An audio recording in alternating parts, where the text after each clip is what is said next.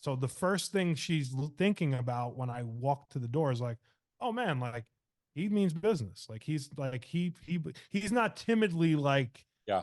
knocking on the gate for me to open it. Because in my brain, and everybody should think this way, your money's on the other side of that gate.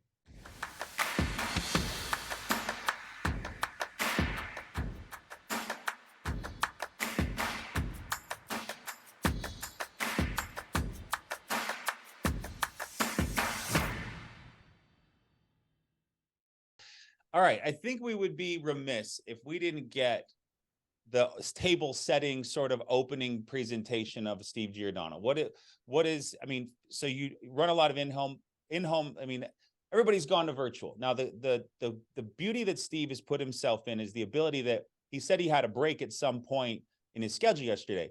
Did he say he went home and laid on the couch and played with his kids and had his wife make him a tuna sandwich? No, he probably pulled over to a Chick-fil-A parking lot or a Walmart parking lot or maybe a nice place with a view. You live in Florida. There's a lot of pretty views. I always went to golf courses. I was like, it's just nice here. I wouldn't park it next to the Yeah. driving range, but I was like, I pull next to a golf course and I would dial in the parking lot. And so, but you eliminate the distraction of the home in which you live in, whether or not there's chores to do or laundry to fold or trash to take out or honey-do list of things.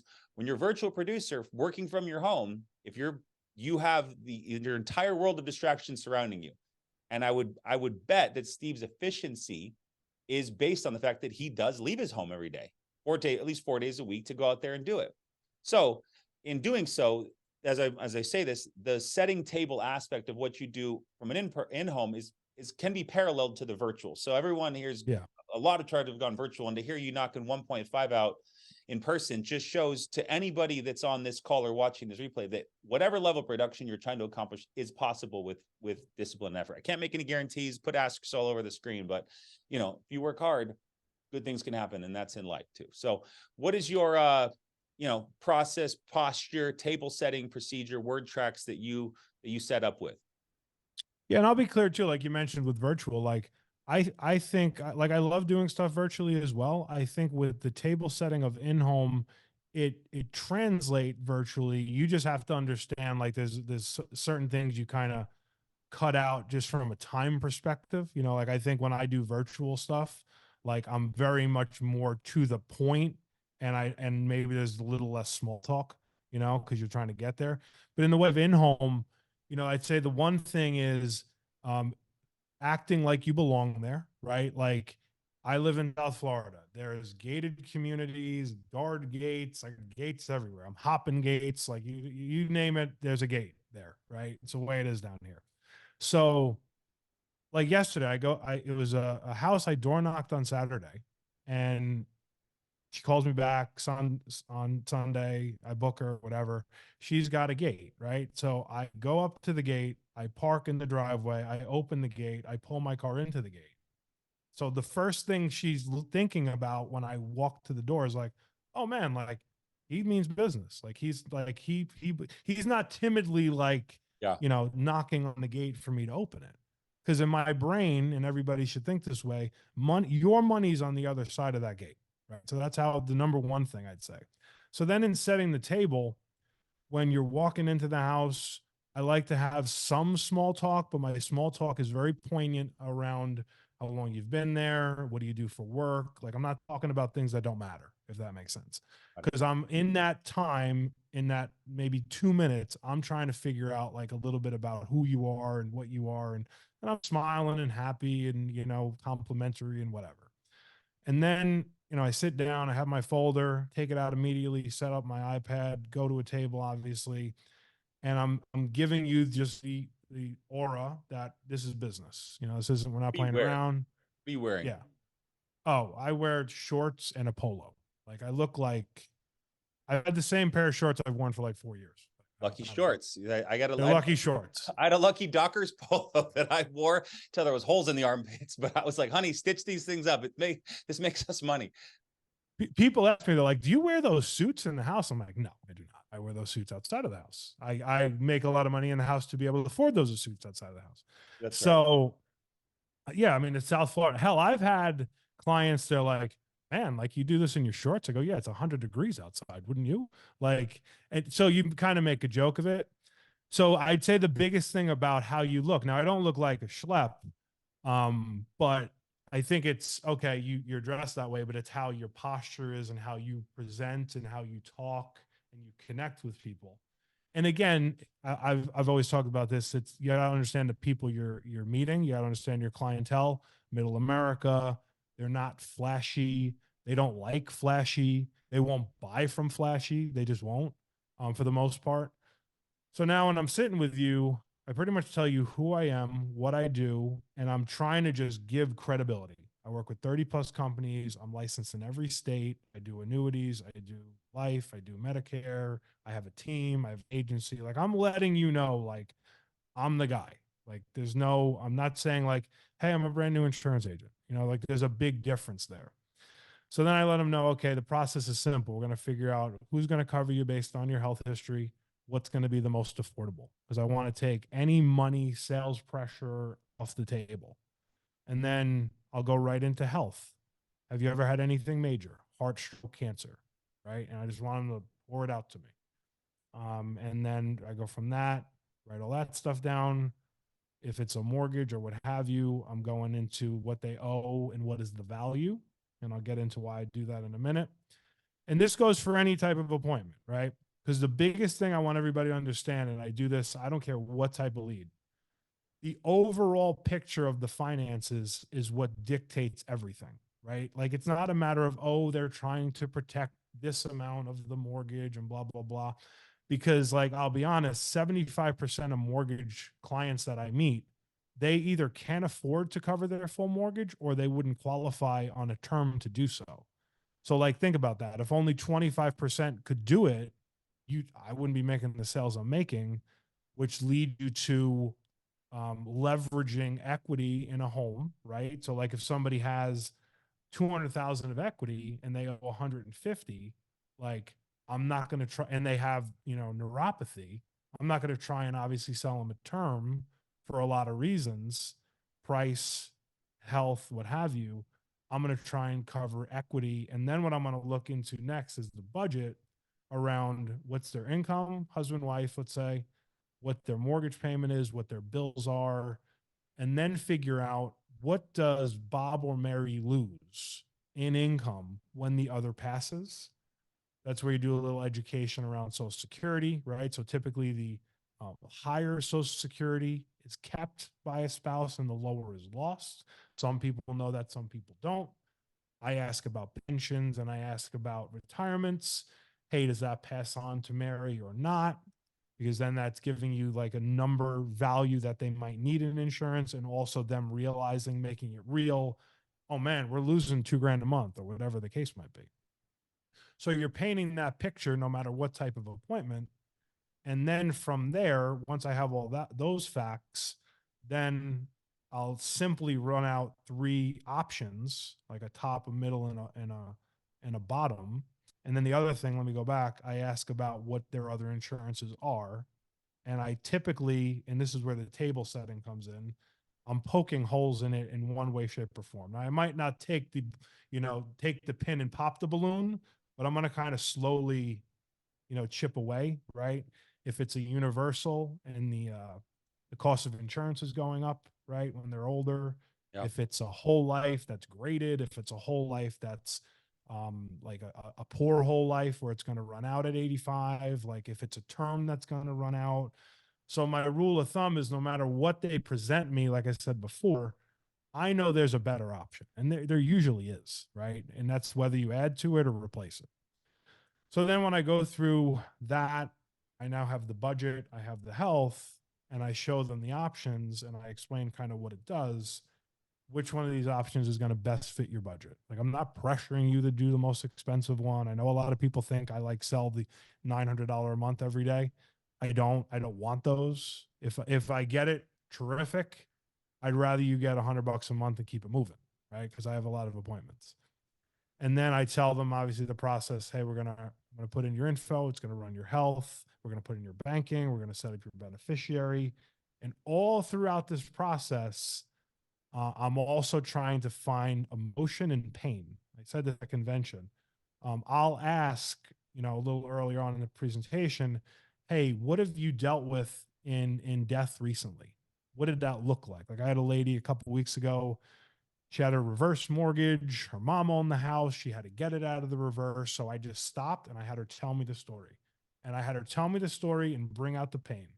Because when the pain is brought, that's when the checkbook comes out because they're ready to buy because you didn't make it transactional, you made it emotional. And that's a big thing. And it was a tough hurdle for me early on. If you're new, you have to get into that place of like death. Because if you don't, they're gonna think about it, right? I don't have to buy it. It's oh, maybe I need it, maybe I don't. No, it's death. Like it's gonna happen, you know, and then you're gonna have this financial ruin over here for you or Mary or whoever. So that's kind of where I go from there. So then when I'm asking for the option, the banking, the social, it's like no big deal because we got the pain out. And then, you know, I do the app and, you know, put it all through and let them know from there, hey, what's going to happen next, when it's going to draft, when they're going to get it. I leave them a sheet, writing everything out, save their number in my phone, give them mine, send them the referral link, and try and solidify in a lot of things that I say at the end around like, I'm your guy for insurance. Anything you need, you call me directly. Obviously, you can call the insurance carrier, but you're in my phone. You need anything, you call me. Um, and that's kind of it. It's kind of stupid simple. It's not anything crazy.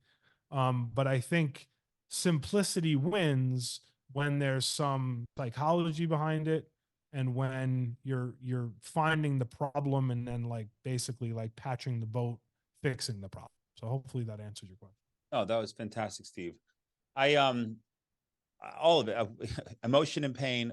What have you dealt with in death recently? It's just so powerful to let. What have you dealt with, and what caused this to come up? Why'd you fill this lead card up? Things like those type thought provoking questions bring it to light, and then it's, hey, we need your social to submit a request for coverage.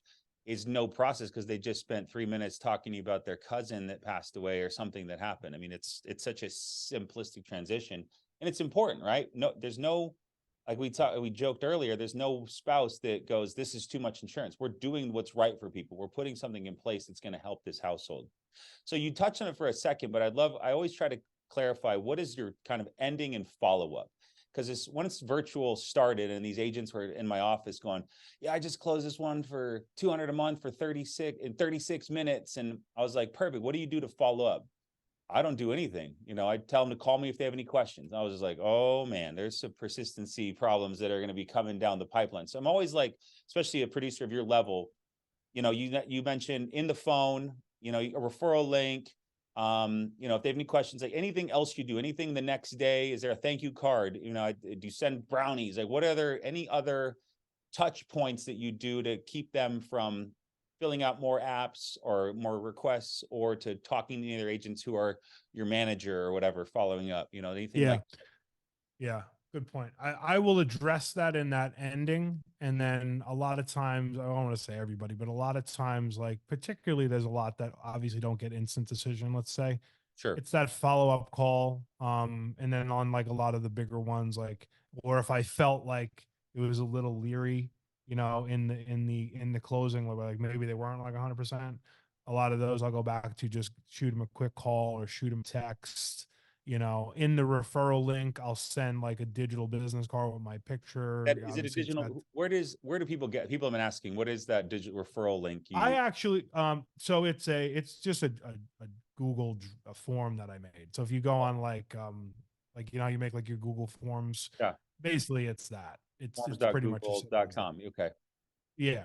And then just have it like basically it just asks them to fill out some referrals and then hey, every referral that gets a policy, you know, I'll get you $150 gift card to Amazon, whatever. Stuff like that. So I kind of do some stuff like that. You know, I'll be honest, I used to do thank you cards. I got away from it. I probably should. I do think there's a lot of value there.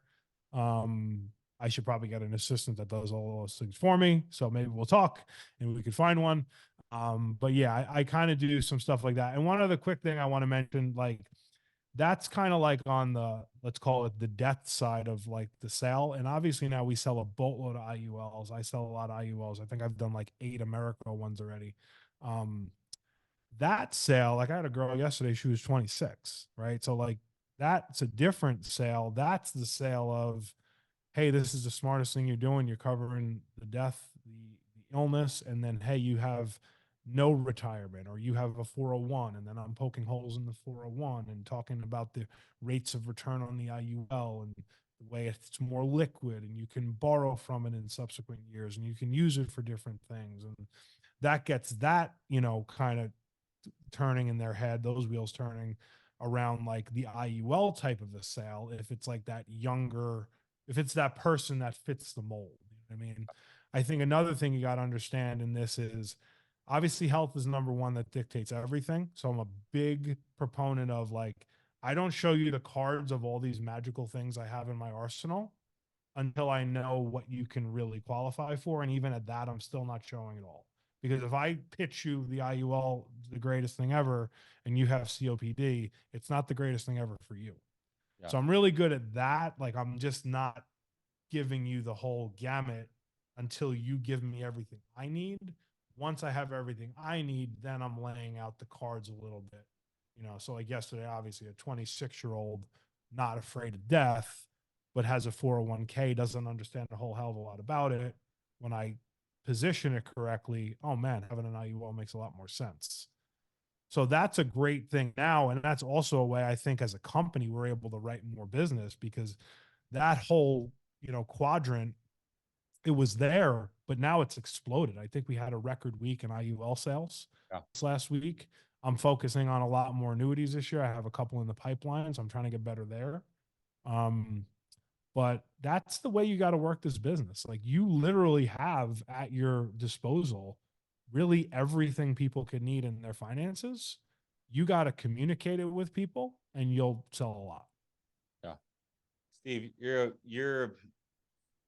a god amongst mortals, brother. It's always a pleasure to learn from you and hear you. Any final send off rally cry advice you've got for these new agents that are out there looking to get over that the fear in the closet and just go out there and run at it? Yeah, one last thing I'll say, and thank you again for having me. You can be an insurance agent or you can be a business man or woman that happens to sell insurance through your business. And what I mean by that is set yourself up structurally properly in your business. So like if it's setting up an LLC, setting up an S corp, utilizing business credit, finding a way to fund your business and then using the vehicle of insurance, which as Grady says, the best business ever, it's going to pay you probably more than, anything like this and probably real estate. But there's a big difference between the business and the insurance agent. The insurance agent will fizzle out because they will not have structured themselves to have enough lead flow and then work ethic to be successful. But if you actually structure yourself as a business correctly and you set it up and you're disciplined around, hey, I'm going to invest this and I'm going to try and borrow some money from here. And then I'm going to start building deposits. And then I'm going to pay myself a minimal salary until I start making more. You'll always have cash flow and you'll always be profitable. This is a cash cow flow type of a business, but it only is if you actually utilize that correctly. Like if you go out and you spend a minimal amount on leads, you're going to get a minimal result. You're going to be out of the business really fast. But if you can say to yourself, hey, where can I, even if I don't have the greatest credit, where can I find a way to catapult myself in funds early on to give myself lead flow? Once you turn that on and then you start hitting bonuses and you get deposits, like it's hard to turn off unless you stop working, basically. But that's the way as a new agent, I would kind of think about this. Think about the business before the insurance. And then like the insurance is just kind of what you do inside of the business. Hopefully that makes sense. I love it. So we got a 700, a 1.3, a 1.4, 1.4, and a 1.5. What's the Steve Giordano goal for 2024? I don't even know. I guess. I guess I'll say 1.5. 1.5. I mean, two. I don't know. I mean, Is sure, it I is the could do goal? Is two. it I don't even know. is the goal just to beat Shoddy, or what's No, no. I'll tell you honestly what the goal is. From a personal production perspective, I don't really care anymore. It's more like obviously paying my bills and living, a good life. It's our team growing. Obviously we were blessed to be, integrity partner last year. It's really our team. I'd say the goal this year is probably growing a good 20-25%, which I think we should be able to do. Awesome. That honestly interests me more. I sold a lot. As long as I'm good and I can pay my bills, I'm happy. But I want our team to get to the next threshold, Okay. which I think we're kind of on the cusp. So that's really the goal. What's the monthly team goal you've got? I'd like for us to be like a little north of 1 million. I think we'll probably be there in a month or two, hopefully. That's awesome. And I think a lot of it is around like more IUL sales, more advanced markets. Yeah. I think we're getting better at that stuff. So yeah, that's really what the goal is about. I love it, man. All right, everybody, drop a 1.5 in the chat below. Cheers, Steve on. Thank him for coming, brother. It's always a pleasure. Great to see you. Appreciate you, and more fun to come. Thank you so much for your time, and anybody watching, we'll get this out on YouTube here in the next couple days. So appreciate Sweet, you, man. brother. Appreciate you, brother. Thank you. Have a great day. Bye for now. You